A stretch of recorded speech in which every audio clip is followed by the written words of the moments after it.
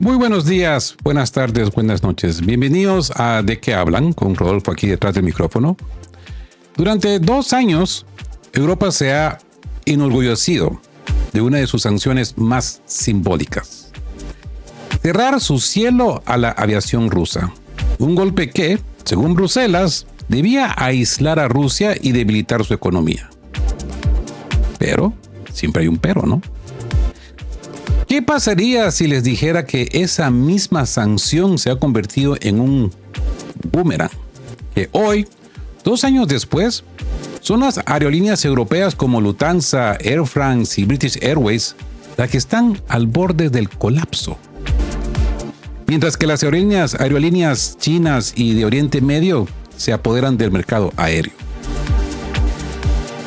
En este video vamos a desentrañar la historia detrás del silencio, porque la geografía y la logística han resultado ser mucho más poderosas que las sanciones políticas.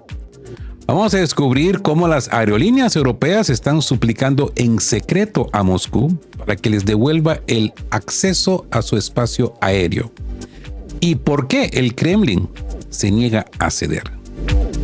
Esto no es solo un conflicto sobre rutas de vuelo. Es la historia de cómo un intento de aislamiento se ha convertido en una profunda transformación de poder global. Y por qué Europa está perdiendo una de sus mayores ventajas competitivas. La aviación del futuro no será dominada por París o Londres, sino por Estambul, Dubái y Pekín. Y todo gracias a una decisión que se tomó sin pensar en las consecuencias. El bloqueo aéreo se convirtió en un colapso. La Unión Europea ruega a Rusia que abra el cielo. Así que hablemos de el boomerang de las sanciones. Europa se queda sin cielo. Europa, que hace poco se jactaba de cerrar su espacio aéreo a las aerolíneas rusas, ahora se encuentra en una situación difícil. A 2 años del inicio del enfrentamiento por las sanciones, mucho ha cambiado. Y quizás más de 2 años.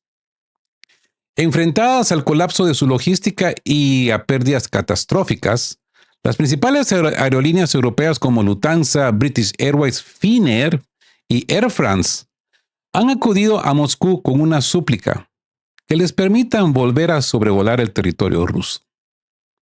Esta iniciativa no surgió de la nada. Los vuelos de Londres a Seúl o de París a Tokio se han vuelto significativamente más largos. Las rutas se han extendido a más de 1,000 kilómetros, lo que ha provocado un aumento en el tiempo de viaje, un incremento casi al doble en los costos de combustible y una mayor carga para las tripulaciones. Los billetes se han encarecido entre un 40 y un 60% y los vuelos se han vuelto deficitarios. Las más afectadas son las compañías cuyo negocio se basaba en el tránsito rápido entre Europa y Asia. Por ejemplo, la finlandesa Finnair, que se posicionaba como el puente ideal entre los 2 continentes, ahora está al borde del colapso financiero. Y Moscú mantiene la línea dura. No hay concesiones. Ante estos problemas, Moscú no ha cedido. En respuesta a las peticiones para reanudar los vuelos, la parte rusa ha adoptado una posición dura y calculada.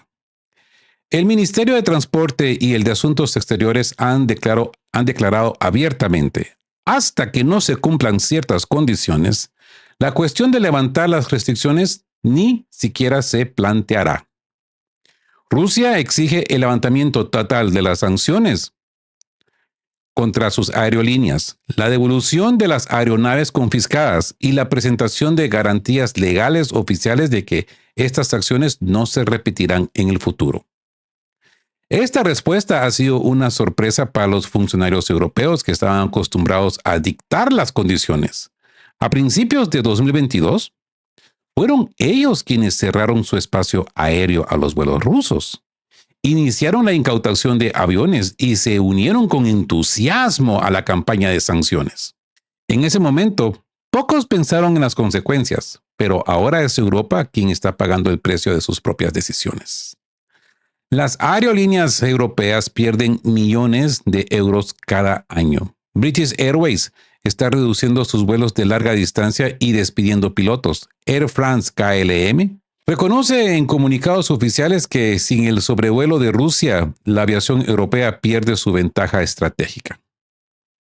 Así que el nuevo centro de la aviación global. En lugar de Frankfurt y Londres, los principales centros de tránsito se están convirtiendo en Estambul, Dubái, Pekín y Shanghái. Los pasajeros prefieren las rutas más baratas y convenientes a través de las aerolíneas de Oriente Medio y Asia, Turkish Airways, Emirates, Qatar Airways, así como las aerolíneas chinas, siguen utilizando las rutas más cortas a través del espacio aéreo ruso.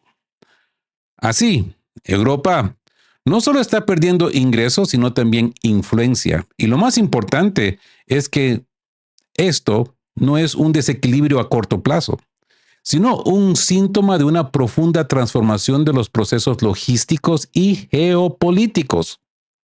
Rusia, tras superar la presión de los primeros meses, ha aprendido a utilizar la situación en su beneficio. Su espacio aéreo ya no es solo una zona geográfica, sino un instrumento clave en el juego global. En el Kremlin enfatiza que el cielo no solo es una cuestión de rutas, sino de soberanía. Occidente inició una campaña de aislamiento y confiscación de activos, ahora se enfrenta a medidas espejo. Hablemos del colapso de Finnair y la presión en Bruselas. Las consecuencias del cierre del espacio aéreo ruso son especialmente evidentes en la lucha por los pasajeros entre aerolíneas europeas y asiáticas. Mientras los aviones de Europa se ven obligados a dar un rodeo de miles de kilómetros, las compañías chinas siguen volando por las rutas más directas, lo que les da una ventaja clara en costo y tiempo. El director del grupo Air France KLM, Benjamin Smith, ha declarado que las restricciones crean condiciones de extrema desigualdad.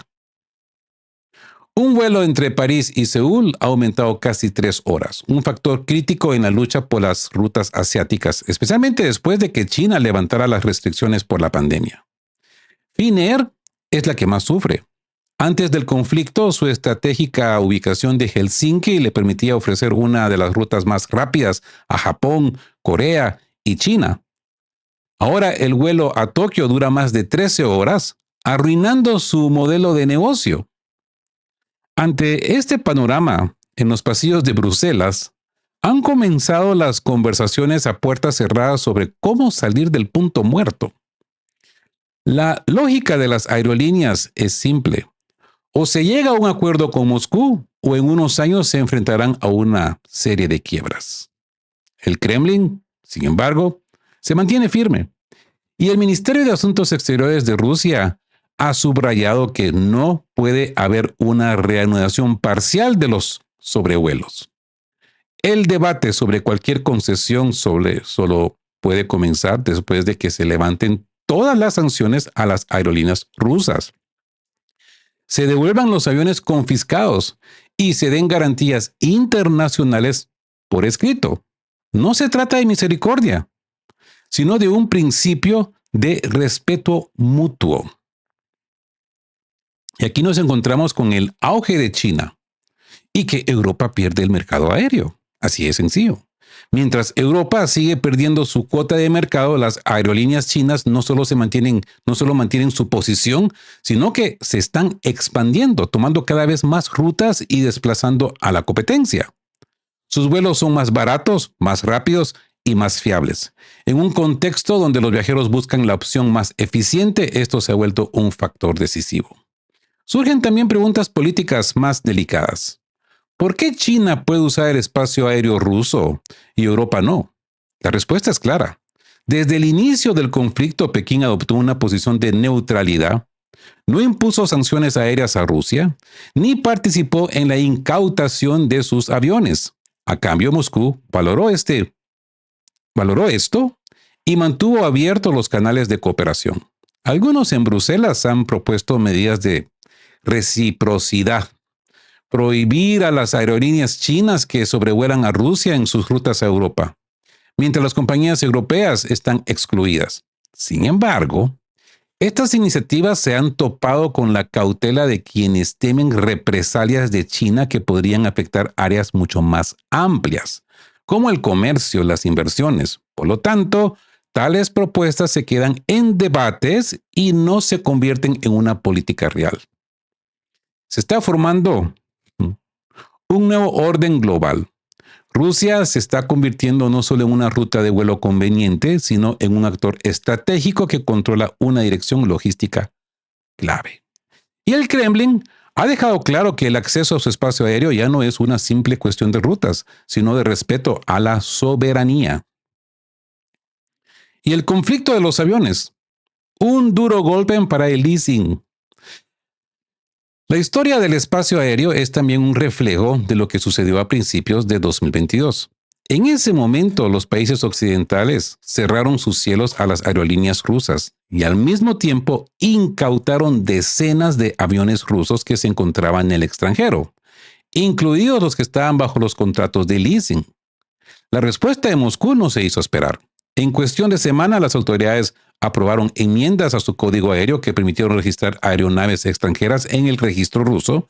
De esta manera, cerca de 500 aviones que estaban alquilados a compañías occidentales se quedaron en Rusia. Esto incluyó a decenas de aeronaves de Boeing y Airbus, lo que supuso un serio revés para las grandes compañías de leasing globales. Leasing, alquiler. Empresas irlandesas y estadounidenses como AerCap, SNBC Aviation Capital y Avalon sufrieron pérdidas multimillonarias. Solo AerCap, según sus propios datos, perdió más de 100 aviones. Las sanciones se vuelven contra sus creadores. Paradójicamente, la política de sanciones se ha vuelto contra sus propios creadores. Las aerolíneas rusas mantuvieron su flota, mientras que los propietarios occidentales se quedaron sin nada. La situación empeoró cuando las compañías de seguros, incluyendo a los grandes jugadores como Lloyd's of London, se negaron a compensar las pérdidas, argumentando que la situación caía bajo la cláusula de fuerza mayor y las excepciones previstas por las sanciones. Como resultado, las empresas afectadas se encuentran en un callejón sin salida legal. Sus aviones están en el balance, pero no pueden usarlos ni recuperarlos. Las compensaciones de los seguros no se pagan y la venta de los aviones está prohibida. Estos eventos demostraron la estrategia de Rusia para actuar bajo presión, utilizando herramientas legales para proteger sus intereses nacionales. Estos aviones permitieron a Rusia mantener el transporte interno vital en un país con distancias tan vastas. Al mismo tiempo, las aerolíneas rusas reconstruyeron sus cadenas de suministros, desarrollaron su propio mantenimiento y reactivaron proyectos de fabricación nacional como los modelos Superjet MS-21 y el Il-96. Sí, Il-96, sí. La ironía es que las sanciones diseñadas para debilitar el potencial de Rusia se convirtieron en un catalizador para su crecimiento interno. Mientras tanto, los arrendadores de aviones occidentales han presentado demandas por más de $10,000 millones, pero las posibilidades de recuperar estos activos son casi nulas. La nueva realidad, un equilibrio del poder aéreo. Ahora, los temas de logística aérea y transporte se han convertido en un instrumento de influencia geopolítica. Las empresas europeas no pueden recuperar ni sus aviones ni sus rutas, mientras que Moscú sigue desarrollando su infraestructura interna y expandiendo la cooperación con China, India e Irán, y otros países que no participan en las acciones. La respuesta rusa no fue simplemente recíproca, sino estratégicamente inteligente. No solo preservó su industria de aviación, sino que ganó tiempo para hacer la transición a nuevos modelos de desarrollo. El espacio aéreo ruso, adquiriendo un nuevo rol, se ha convertido en parte de un balance global de poder.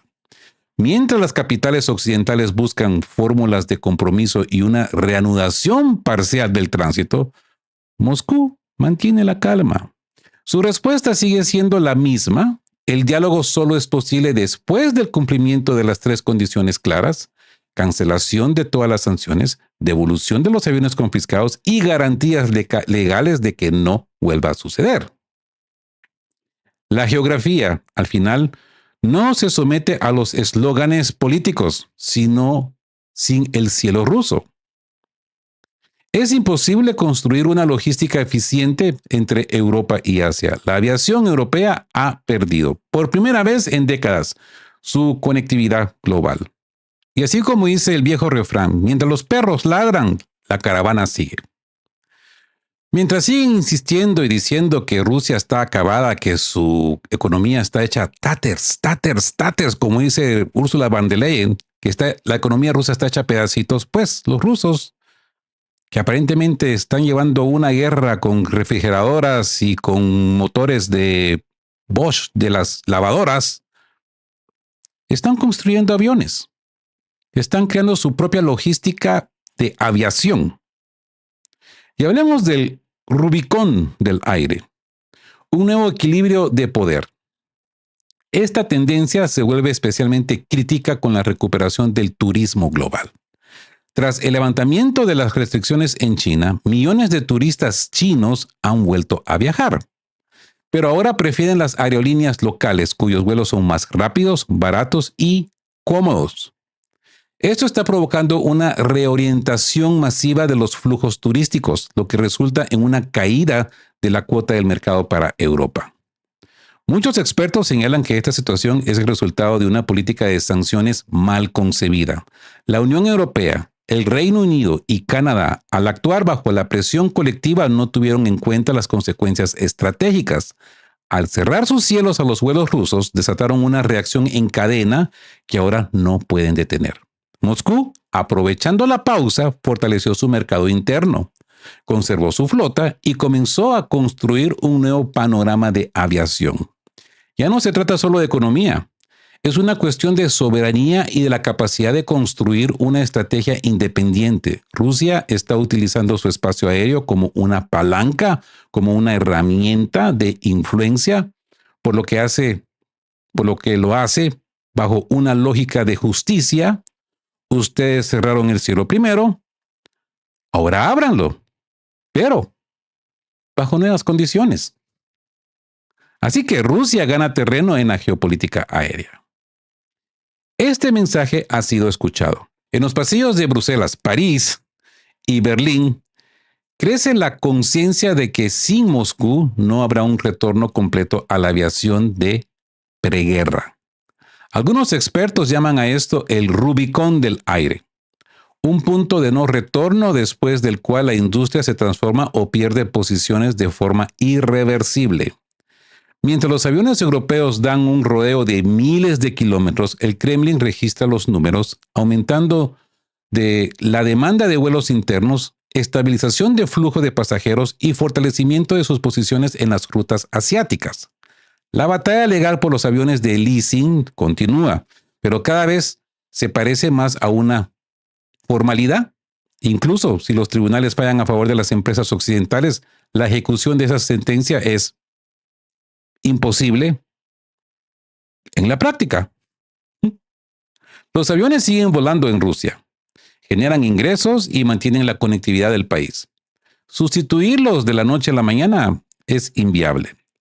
La realidad legal ha cambiado. Rusia no reconoce la confiscación forzosa y Occidente no puede hacer cumplir sus decisiones en territorio ruso. Así que hablemos del futuro de la aviación en manos de la multipolaridad. Paralelamente, se fortalece la cooperación con otros países. Rusia está firmando acuerdos de mantenimiento, licencias y suministros con Irán, India y los países BRICS. Se están construyendo fábricas y se están revitalizando proyectos de aviación propios. El control sobre el espacio aéreo se ha convertido en una baza adicional en el juego global. Este enfoque convierte a la aviación en un instrumento político de un nuevo tipo. Ya no se trata solo de rutas y horarios, es una esfera de intereses nacionales y Rusia ha dejado claro que utilizará esta herramienta con cuidado, pero con firmeza. El retorno al viejo modelo es imposible. El nuevo orden mundial exige un nuevo equilibrio. Y mientras Europa no esté dispuesta a reconocer esto oficialmente, solo le queda ver cómo sus competidores ocupan las posiciones que hasta hace poco le pertenecían. En resumen, la presión de las sanciones no ha destruido la aviación rusa, sino que ha acelerado su transformación. Rusia, con todo pronóstico, no ha perdido el control, sino que ha expandido su influencia. La geografía ha resultado ser más fuerte que la retórica y la sangre fría más importante que la presión. Si les ha gustado este episodio, denle me gusta o no me gusta. Déjanos saber desde dónde nos escuchan. Y comenten de esta situación. ¿Qué piensan? Y como siempre les digo, mi gente, estén juntos, fuertes, siempre busquen por la verdad y sean justos. Hasta el próximo episodio de ¿De qué hablan?